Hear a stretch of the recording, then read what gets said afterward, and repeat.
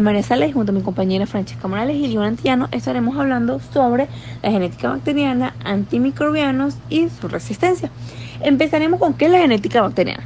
Las bacterias se reproducen de manera asexual por divisiones binarias. Cada bacteria es una réplica exacta de la célula que le dio su origen.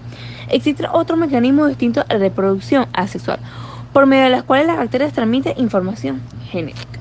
Ok, para comenzar con el tema, empezaremos con qué es la estructura y replicación del cromosoma binario. Podemos decir que Kars en 1963 interpretó que el cromosoma de E. coli era circular, que se replicaba de manera semicircunstativa, que existe un punto de inicio de replicación, un origen y un punto de crecimiento. Sin embargo, esta interpretación fue errónea, ya que en E. coli existe un punto de iniciación de replicación, pero existen dos puntos de crecimiento, ya que la replicación de E. coli, como veremos más adelante, es bidireccional. En tema, ahora estaremos hablando sobre la replicación del cromosoma bacteriano. Como podemos observar en la imagen, la replicación del modelo semiconservativo de Watson y Crick. El modelo semiconservativo, cuando Watson y Crick en 1953 propusieron el modelo de la doble hélice, indicaron que dicho modelo sugería una forma sencilla de replicación. El modelo de replicación propuesto por Watson y Crick suponía que el ADN doble hélice separa sus dos hebras y cada una sirve de molde para sintetizar una nueva hebra, siendo las reglas de complementariedad de las bases nitrogenadas. Dicho modelo recibieron el nombre de semiconservativo, ya que las dobles hélices recién sintetizadas poseen una hebra vieja, una mitad vieja y una mitad nueva. Frente al modelo semiconservativo propuesto por Watson y Crick en 1953, postularon otros posibles modelos de replicación del ADN. Uno de ellos se denomina modelo conservatorio y otro modelo dispersivo.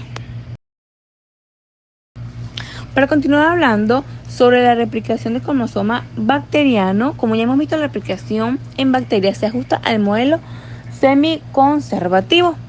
En las bacterias existe un solo origen de replicación, denominado ORIC, y a partir de este único punto de origen, y la replicación progresa en dos direcciones, de manera que existen dos puntos de crecimiento u horquillas de replicación. El cromosoma bacteriano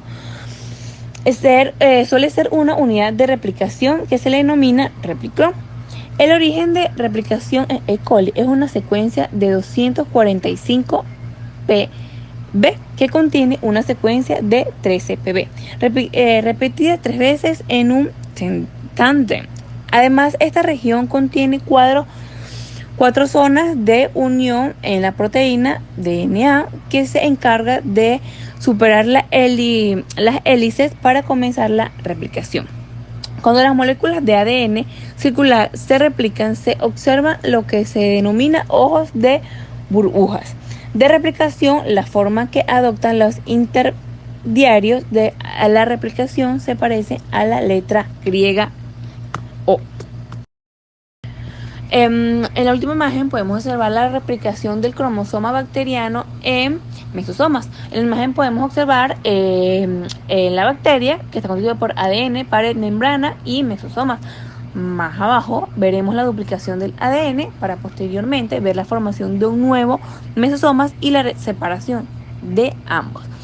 Posteriormente veremos más arriba la aparición de un septo de separación para posteriormente ver la finalización de la tabicación, para obtener como resultado la separación de las bacterias hijas. Mi nombre es Liona Antillano y les hablaré sobre los elementos extracromosómicos, específicamente plásmidos, transposones y secuencias de inserción. Estos elementos desempeñan un papel crucial en la variabilidad genética y en la adaptación de las bacterias a su entorno. Ahora tocaremos un poco el tema de lo que serían los plásmidos. Los plásmidos son ADN extracromosómico autorreplicativo, que pueden existir de una manera independiente en la célula bacteriana.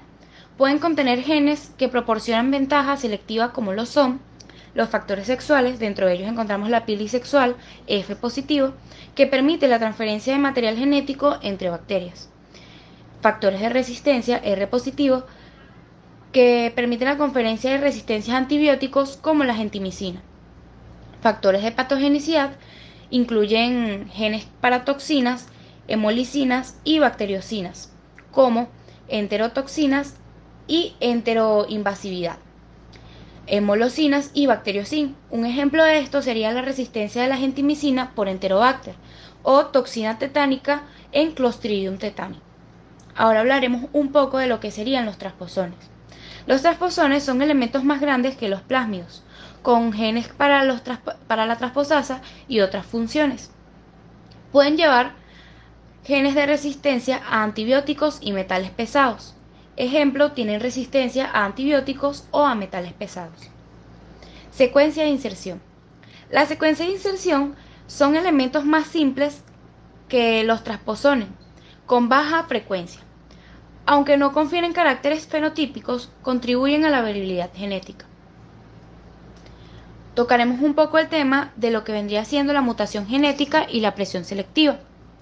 Se dice que los antibióticos ejercen presión selectiva sobre las bacterias porque serán las cepas que adquieran resistencia las que podrán sobrevivir y reproducirse, de modo que aumentarán el porcentaje de estos microorganismos, a la par que desaparecen las cepas sensibles. La mutación es el cambio heredable en la secuencia de bases de los ácidos nucleicos que constituyen el genoma de un organismo. Esta se produce en las condiciones naturales con baja frecuencia y se deben fundamentalmente a errores en el ADN por procesos de replicación. En pocas palabras, podemos decir que los antibióticos ejercen presión selectiva sobre las bacterias, favoreciendo la supervivencia de las cepas resistentes, y la mutación, en cambio, heredable en la secuencia del ADN, contribuye a la adaptación bacteriana. Ahora tocaremos un poco el tema de los mecanismos de transferencia de genes.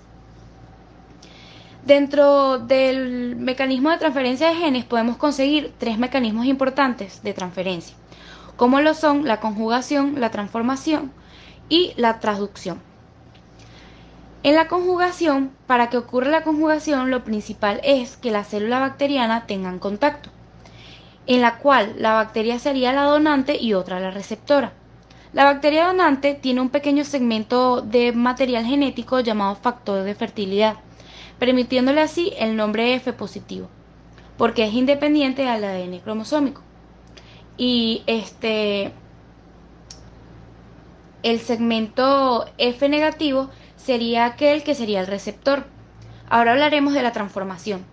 En la transformación genética, el ADN libre se incorpora en la célula receptora y lleva a cabo un cambio genético. La célula que es capaz de recibir el ADN puede transformarse y se le llama célula competente. En la transducción, el ADN se transfiere de célula a otra, mediante un virus o bacteriógrafo. Esto puede ocurrir de dos maneras. Una por transducción generalizada, en la que el ADN del huésped, que procede parte del genoma, es encapsulado por error en una partícula viral, y esto infecta una nueva célula por transducción especializada, que se produce cuando el ADN que no ha sido encapsulado es un híbrido formado por el ADN fago y del ADN de la bacteria. Y de transferencia fallida o transferencia abortiva es cualquier transferencia de ADN bacteriano de células donantes a células receptoras que no sobreviven a la transducción ni a la conjugación bacteriana. En todo caso, el fragmento transferido puede ser diluido durante la fase de proliferación. Soy Francesca Morales y les voy a hablar sobre la importancia médica del intercambio genético bacteriano. Tenemos que saber que el intercambio de información genética mejora la adaptabilidad de las bacterias a las condiciones ambientales cambiantes. Entre ellas tenemos la adquisición de nuevas características que la bacteria no poseía, nuevas formas de resistencia a los antibióticos, nuevas bacterias resistentes que antes eran sensibles y la dificultad en el tratamiento de las infecciones. Es importante saber qué son los antimicrobianos. Los antimicrobianos son sustancias obtenidas de bacterias u hongos o bien obtenidas en síntesis química que se emplean en el tratamiento de infecciones. Un antimicrobiano es un agente que mata microorganismos o detiene su crecimiento. Los medicamentos antimicrobianos pero de ello hablaremos más adelante. La elección de los antimicrobianos depende de la identidad del microorganismo, que es un requisito importante para que una cepa sea ingresada oficialmente. La sensibilidad del microorganismo, ya que algunos no crecen en presencia de uno o varios fármacos antimicrobianos. La gravedad de la enfermedad, qué tan grave está la enfermedad que posee el paciente. La toxicidad, si el paciente es alérgico, que va de la mano de los antecedentes de alergia del paciente y el costo. En infecciones graves, combinar varios antibióticos. La vía de administración puede ser oral, cápsulas, sobres, gotas, entre otros. Los antimicrobianos se pueden clasificar según su origen, de acuerdo al microorganismo, de acuerdo al aspecto de actividad o de acción, de acuerdo a su efectividad y de acuerdo a su mecanismo de acción sobre las células. Vamos a hablar sobre el según su origen.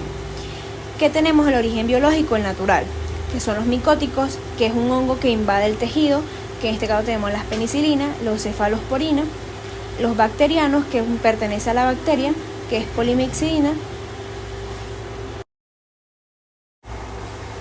la tirotricina y la colistina. Los actinomyces y género de la bacteria que pueden causar úlceras tenemos la estreptomicina, la kanamicina y la gentamicina. Los sintéticos o semisintéticos son producidos en laboratorio y tenemos la carbenicilina, la meticilina, la ticarcilina. De acuerdo al microorganismo tenemos los antivirales que actúan sobre los virus, como por ejemplo aciclovir y ribavirina. Los antimicóticos que actúan sobre los hongos, ejemplo itraconazol y ketoconazol. Los antiprozoo o antiparasitaria actúan sobre los protozoos, ejemplo metronidazol y tinalazol. Las antibacterias o antibióticos actúan sobre las bacterias, ejemplo penicilina, tetraciclina, entre otros. Tenemos de acuerdo al espectro de actividad o de acción, tenemos los amplios que actúan sobre un gran número de especies microbianas como lo es la tetraciclina. El intermedio que actúa sobre un número limitado de microorganismos como los macrólidos, los reducidos que actúan sobre un pequeño número de especies microbianas como lo es la polimixina. De acuerdo a su efectividad tenemos la bactericida que matan a los microorganismos existentes y los bacteriostáticos que impidiendo su reproducción. Tenemos que los bacteriostáticos se pueden dividir en dos grandes grupos, las bactericidas que son los beta-lactámicos que sería la penicilina, los glicopépticos que sería la vancomicina, los aminoglucósidos, los quinolonas y los polimixina. Tenemos los bacteriostáticos que se pueden clasificar en macrólidos, en tetraciclina, en cloranfenicol, en clindamicina y en sulfamidas. Tenemos de acuerdo a su mecanismo de acción sobre la célula inhibidores de la síntesis de la pared celular, los penicilinas, cefalosporina y monobactoma. Tenemos la alteración de la permeabilidad de la membrana, la celular, las polianos, los polimixinas. Tenemos los inhibidores de la síntesis de metabolitos importantes para las células, que son los sulfonamidas, los trimetropinas. Tenemos los inhibidores de la síntesis de ácidos nucleicos, tenemos los quinolonas, los ansamicinas y los diaminopirimidinas. Los inhibidores de la síntesis como la tetraciclina y los aminoglucósidos. Tenemos la subunidad 5-OS, que son los anfenicoles, cloranfenicol. En esta imagen que tenemos acá podemos observar la replicación del ADN, la subunidad 5-OS de la síntesis proteica, la subunidad 3-OS de la síntesis proteica, la interferencia en la síntesis proteica, el metabolismo de ácido fólico, la membrana celular y por supuesto la pared celular. Como último tema vamos a tratar los tipos de resistencia microbiana. En este caso, la estrategia de resistencia. Como bien sabemos, las bacterias son seres vivos que evolucionan capaces de adaptarse y de resistir a los antibióticos. Un antibiótico debe fijarse sobre un receptor para actuar. Tenemos 4 fases principales. La primera fase sería la mutación del receptor, que si el receptor cambia tras una mutación, impide la vinculación del antibiótico. En la fase 2, la modificación del antibiótico. Numerosas cepas resistentes fabrican una enzima que modifica la molécula del antibiótico. Tenemos la fase número 3, que es la impermeabilidad de la bacteria. La bacteria cierra sus poros, el antibiótico no puede entrar. Y la última fase, la expulsión del antibiótico. Algunas bacterias son capaces de rechazar los antibióticos por aspiración fuera de la célula. Es importante tener en cuenta que la resistencia antimicrobiana es la creciente habilidad de las bacterias, virus, hongos o parásitos para volverse inmunes a la acción de los medicamentos que se utilizan para combatirlo. Ocurre cuando estos microorganismos que causan enfermedades mutan y se vuelven resistentes a los fármacos.